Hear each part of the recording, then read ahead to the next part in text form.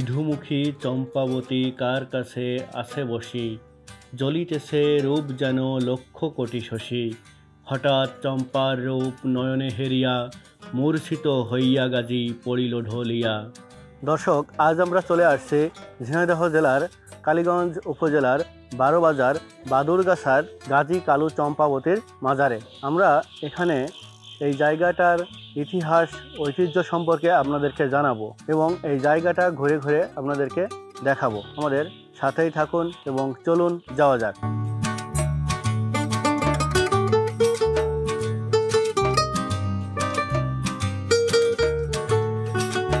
Gate দিয়ে ভেতরে প্রবেশ করতেই হাতের ডান পাশে দেখতে পেলাম একটি ফলক, যেখানে লেখা রয়েছে গাজী কালু ও চম্পাবতীর ইতিহাস, ঝিনাইদহ জেলা প্রশাসকের পক্ষ থেকে।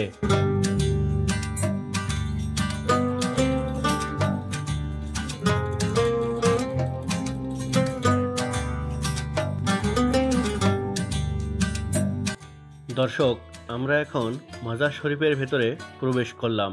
প্রবেশ করা মাত্রই আমাদের কানে ভেসে আসলো জিকিরের ধ্বনি। আমরা দেখতে পেলাম এখানে মাজারে যারা জিয়ারত করতে আসছেন সেই সব ভক্তরা জিকির করছেন।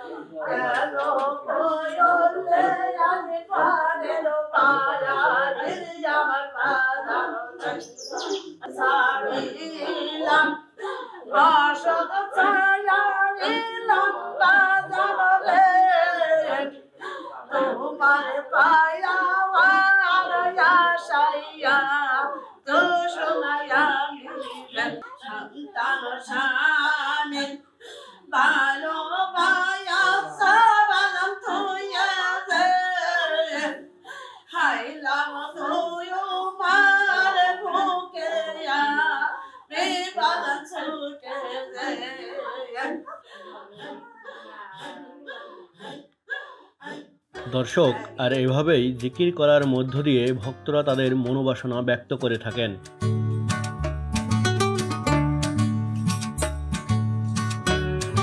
বিশেষ বিশেষ দিনে দেশের বিভিন্ন প্রান্ত থেকে ভক্তরা এখানে এসে সমবেত হন। দর্শক, মাজার শরীফের প্রবেশদ্বার দিয়েই প্রথমে ঢুকেই যে মাজারটি দেখতে পাবেন সেটা হলো চম্পাবতীর মাজার।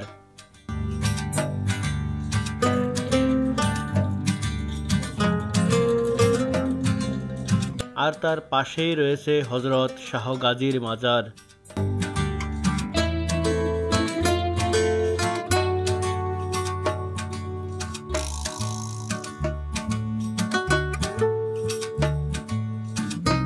আর তার পাশেই রয়েছে হযরত শাহ কালুর মাজার।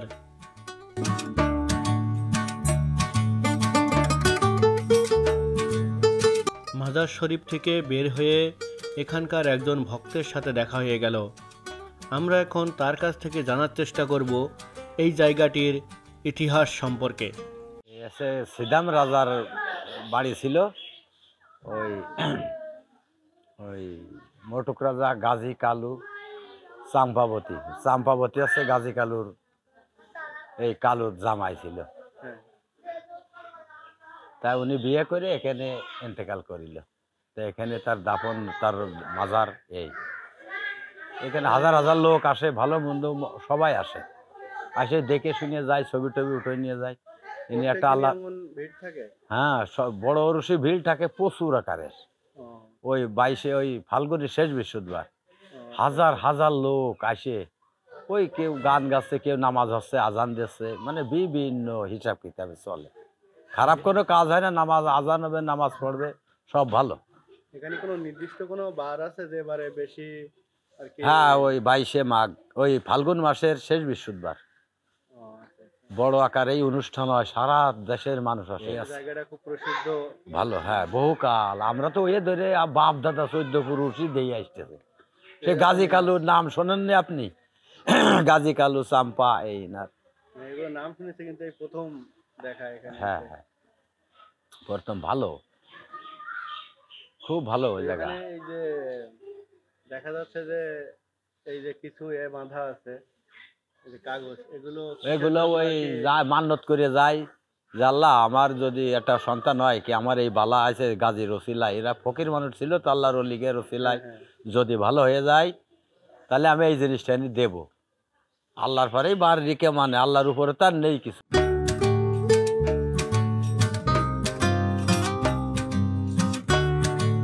ত্রয়োদশ শতাব্দীতে যশোর শহর থেকে 11 মাইল উত্তরে বর্তমান ঝিনাইদহ জেলার অন্তর্গত কালীগঞ্জ উপজেলাধীন ঐতিহাসিক বারোবাজার অঞ্চলে যে সকল আধ্যাত্মিক সাধক ইসলাম প্রচারে অবদান রেখেছেন তার মধ্যে এই গাজী কালু চম্পাবতী বিশেষভাবে উল্লেখযোগ্য।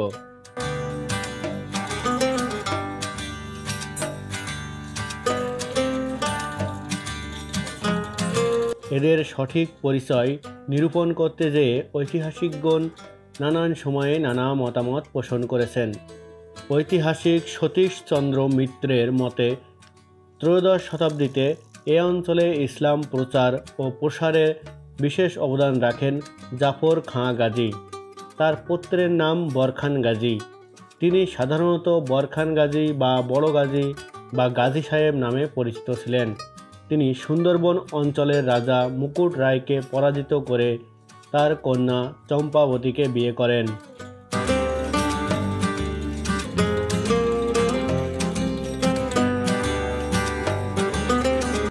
ঐতিহাসিক বারোবাজার 12 আউলিয়ার স্মৃতি বহন করে চলেছে।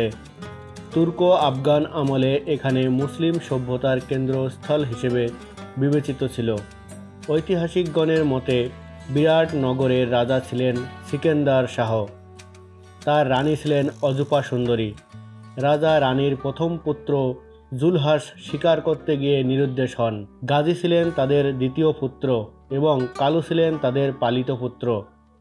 রাজা রানী প্রাপ্ত বয়স্ক গাজীকে রাজ্যভার দিতে ইচ্ছা প্রকাশ করলেন। তিনি রাজ্যভার না নিয়ে পালিত ভাই কালুকে সাথে নিয়ে পলায়ন করে সুন্দরবনে এসে উপস্থিত হন। তারা ফকির বেশে বহু দেশ ভ্রমণপূর্বক ব্রাহ্মণ নগরের মুকুট রায়ের সাথে যুদ্ধে লিপ্ত হয়ে তাকে পরাজিত করে ছাপাইনগর শ্রীরাম রাজার দেশে আগমন করেন। আর এই ছাপাইনগর হলো আধুনিক এই বারোবাজারের এক অংশ।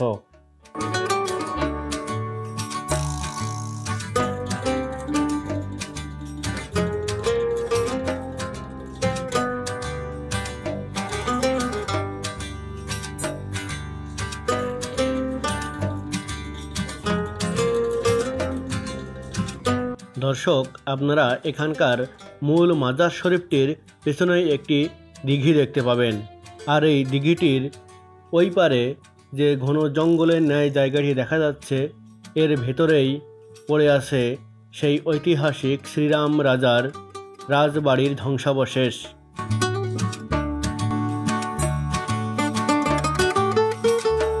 দেখুন দর্শক, এখানে বটগাছগুলোতে বাঁধা রয়েছে শত শত কাগজ। শত শত বললে ভুল হবে, এখানে হাজারে হাজার কাগজ বাঁধা রয়েছে। তাহলে বুঝুন কত ভক্ত এখানে সমাবেত হন তাদের মনোবাসনা পূর্ণের জন্য।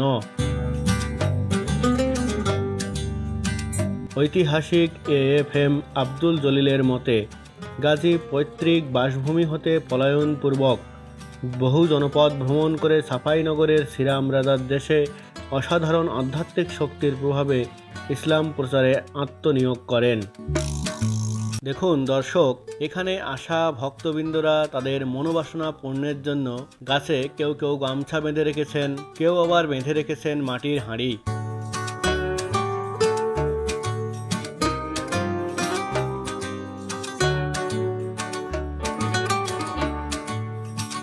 এই গাজী কালু চম্পাবতী সম্পর্কে যে বিবরণ পাওয়া যায় তা সবই ঐতিহাসিক উপাখ্যান এবং গাজীর গীত, উপন্যাস, পুঁথি, সাহিত্য, কিংবদন্তি, জনশ্রুতি বা স্থানীয় প্রবাদ সর্বস্ব।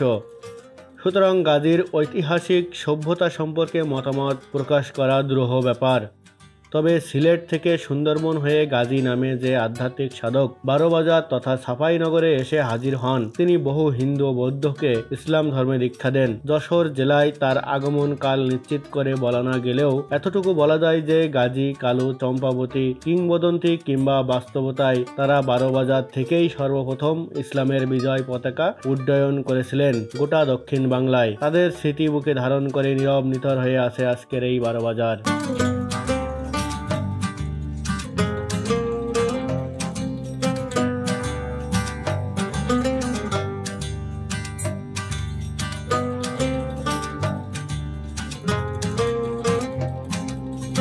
তো ভিডিওটি আজ এ পর্যন্তই। দেখা হবে অন্য কোনো ভিডিওতে অন্য কোনো বিষয় নিয়ে।